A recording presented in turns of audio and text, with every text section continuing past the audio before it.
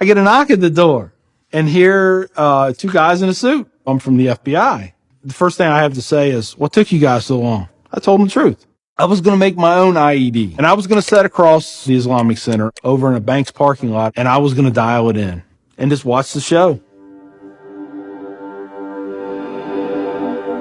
Growing up, I saw a movie, and it was Rambo.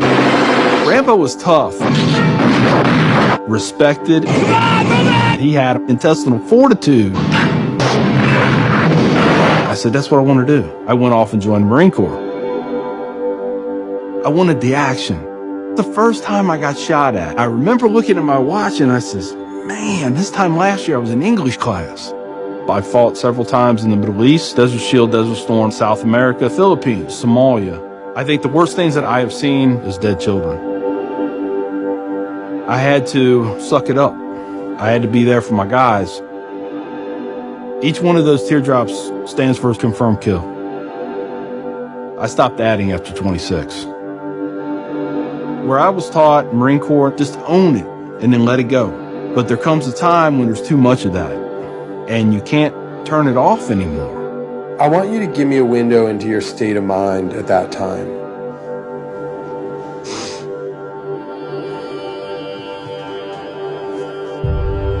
One time, my wife and I went to a DSW, and I saw in the distance these two women in black burqas in my store.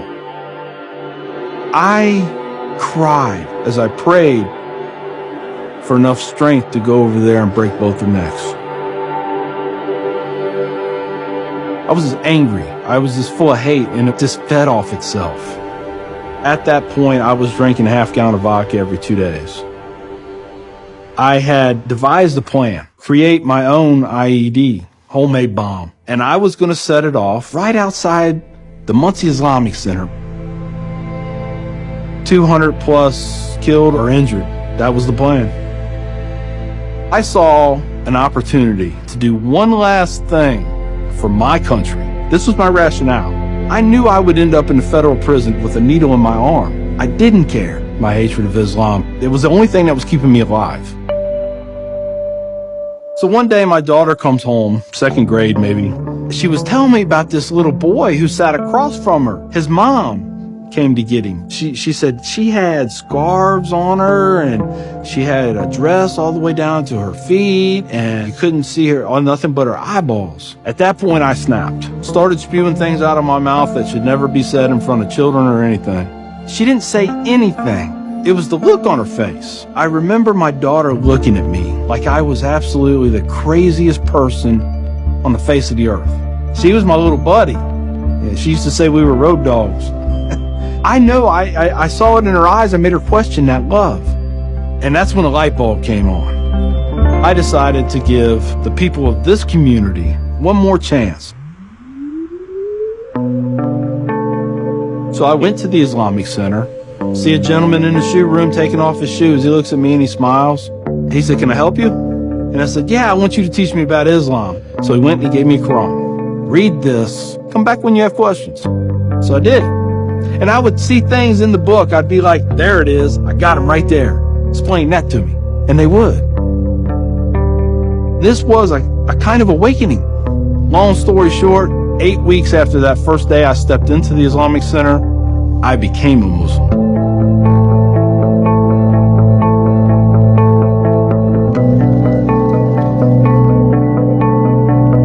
I'm a Muslim, a veteran, and a proud American.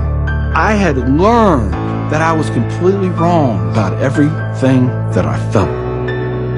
You know, Judaism had a message, Christianity had a message, Islam had a message. Funny thing is, though, it was the same message. It was about peace, and it was about love. Please join me in welcoming Mr. McKinney. My big thing is now to stop the hate. Nothing good has ever come out of hatred. I've done too many things. I've hurt a lot of people. I have to live with that. But if I can stop somebody else on the path of non-forgiveness, I won.